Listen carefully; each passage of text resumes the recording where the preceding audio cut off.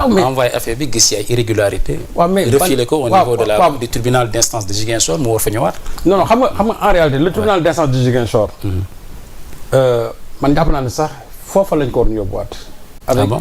non xam nga c'est le tribunal qui l'a jugé. Et le tribunal est compétent en la matière parce que juge bi aussi loolu la Cour suprême loolu la ñu wax. effectivement ñoom c'est-à-dire le tribunal a la compétence de juger l'affaire. ñoom dañ njëkkoon wax ne amul compétence bi. Cour suprême ne déedéet am nañ compétence bi.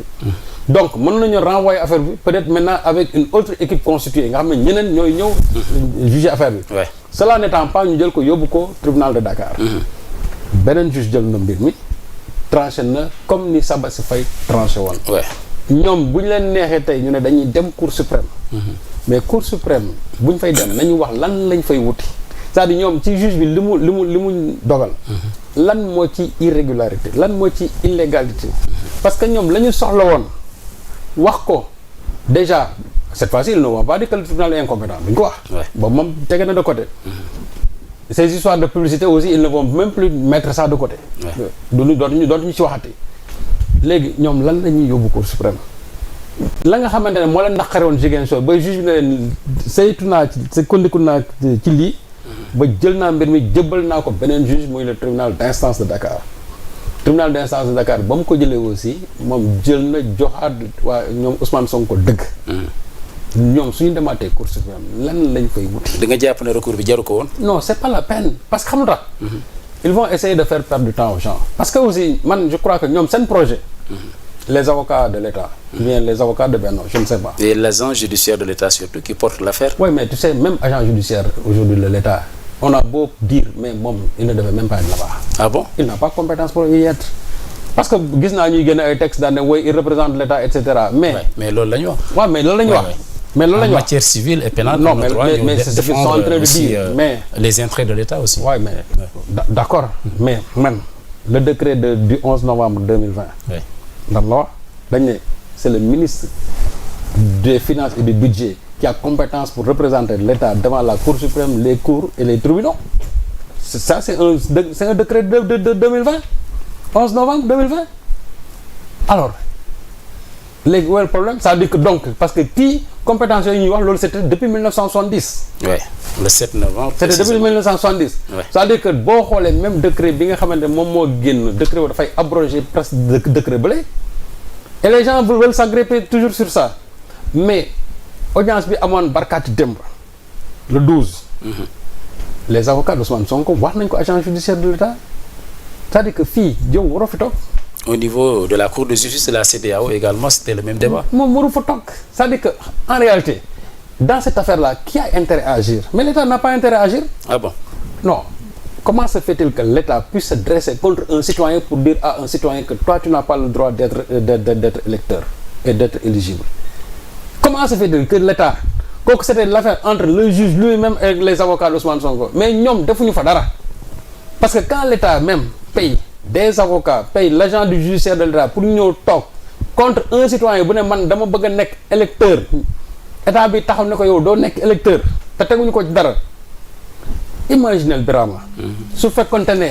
c'était quelqu'un de l'État qui était dans la même posture. Tu penses que l'État allait payer pour que kooku nga xam ne ñoom seen biir la jógee pour que ñu ne ko yow doo nekk candidat wut ay avocat pour que ñoom ñu ne ko yow doo nekk candidat. c'est parce que ki mu nekk il est de l'opposition tout simplement. mais su fekkante ne koo xam ne ñoom seen biir la jógee l'État n'allait pas du tout le faire wala mbir bi sax mën naa bañ a egg si fii. donc moo tax ma ne moom il n'a pas du tout intérêt à agir état bi c'est-à-dire yoonam newu ci. et pour dire quoi c'est politique. pour l'écarter comme ni ko ñenn ñi di waxee loolu nga gëm bien. mais bien sûr tu sais que ce dossier-là c'est un dossier politique c'est pas un dossier judiciaire c'est un dossier politique moo fi indi lii politique ko indi.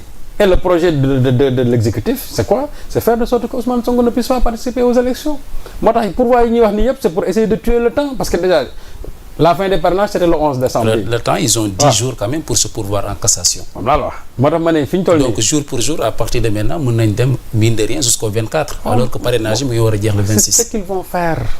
est-ce qu'il n'y a pas de risque dans ce cas pour Ousmane Sonko? waaw moom laa mais ñoom c'est ce que. le risque de forclusion surtout. waaw mais Ousmane Sonko. moom quoi qu'on puisse lu mu mën def. man lépp Maître Bamba Cissé l'a dit. il n'a qu'à aller préparer l'ensemble de ces pièces ak quittance yi mu yore déposer au niveau du conseil constitutionnel parce que c'est le conseil constitutionnel maintenant qui va apprécier parce que situation bii mu nekk nii moom tegu ko boppam sauf qu'il n'a pas encore la 9e pièce waaw mooy ban le parrainage waaw mais parrainage Ndiaga Sylla je l'ai entendu il a dit il faut que Ousmane Sonko qu'il prenne des fiches sans numéro pour pouvoir attester que moom on l'a mis dans cette situation là. mais fu mu koy jëlee sëñ Saliou. des fiches sans numéro. Ndiaga Sylla laa di. la valeur juridique de ces fiches là. mais d'accord mais si Ndiaga Sylla non en réalité loolu c'est pour montrer tout simplement que au niveau du conseil constitutionnel parce que loolu aussi conseil constitutionnel ñoom war nañ jël loolu en compte. le fait que un citoyen boo xamante ni justice moo ko indi ci lii lépp et les gens ont tellement louvoyé atermoyé pour mën ko indi ci situation bi uniquement. pour mu forclos. mais je crois que aujourd'hui loolu tey Cour suprême ñoom seen wàllu boobu war nañ mën a apprécier loolu lépp parce que y a un esprit aussi dans tout cela mais su fekkee ne l'objectif c'est quoi faire de sorte que Ousmane Sonko ne puisse pas être candidat parce qu'en réalité ce qui intéresse les avocats de l'État c'est ça et loolu aussi ce sont des mots d'ordre yoo xam ne ñoom ñoo leen ko jox c'est le régime en place parce que ñoom seen mëbët ñoom nëbbuñu ko bu fekkoon lu ñu nëbb la suñu wala mais ñoom seen mëbët nëbbuñu ko ñoom pour ñoom Ousmane Sonko ne doit pas être candidat. Donc tous les moyens sont bons.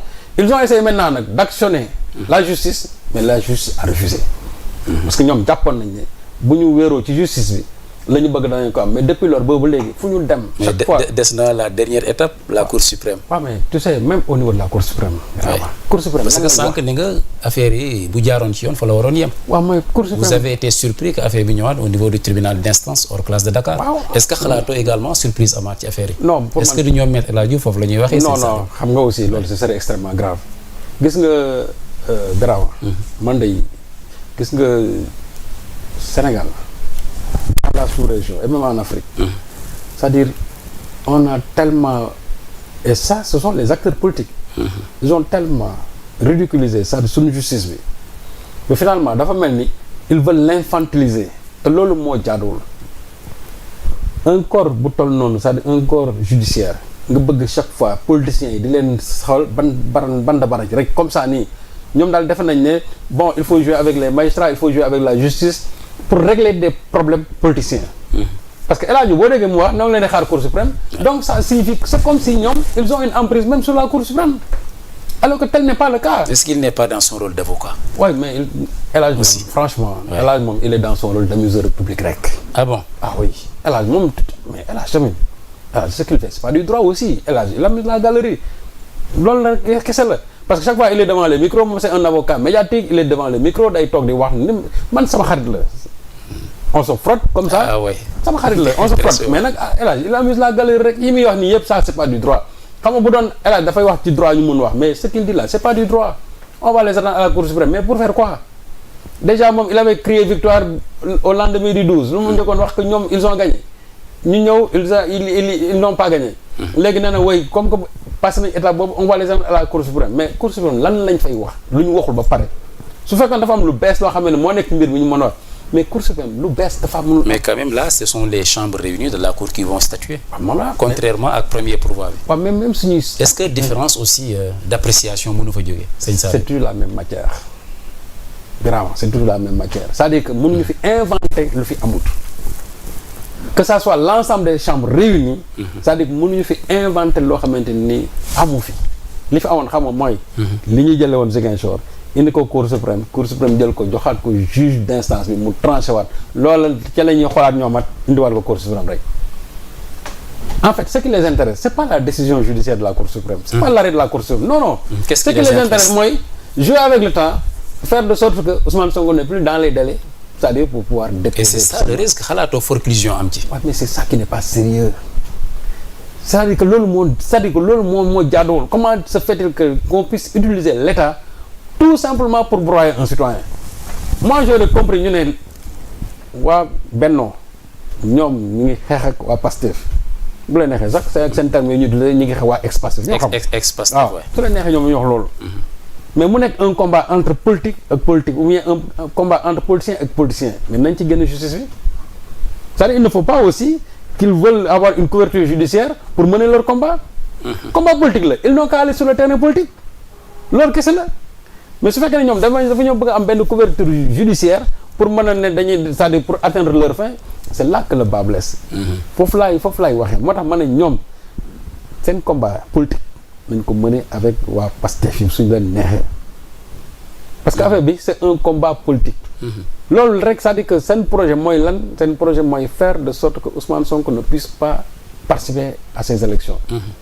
et même ça va au-delà que lépp luy tax ci moom sax ñoom jàpp nañ ne ñoom waruñu bokk ci élection. waaw loolu de moom bokk na ci seen discours parce que jàpp nañ ne puisque le parti a été dissous. képp koo xam ne bokkoon nga ci parti boobu waratoo mën a dem ci élection. mais le problème ñoom ils n'incarnent pas la souveraineté populaire parce que gis nga nag en république. en démocratie seule la volonté populaire compte. c'est pas un groupuscule ñoom ñooy bëgg a taxaw déterminer c'est-à-dire des milliers de citoyens sénégalais ñoo xam ne ñoom ils ont jeté leur dévolu sur une personne. ñoom ñoo taxaw choisir ne ñun kii moo ñu doy kii moo ñu neex. voilà des gens yoo xam ne qui se regroupent tout simplement parce qu'ils ont les leviers de l'État ils vont dire que non ñun on fera tout pour que cette candidature ne puisse pas passer et certains même veulent mêler des magistrats à ça et c'est que la justice n'accepte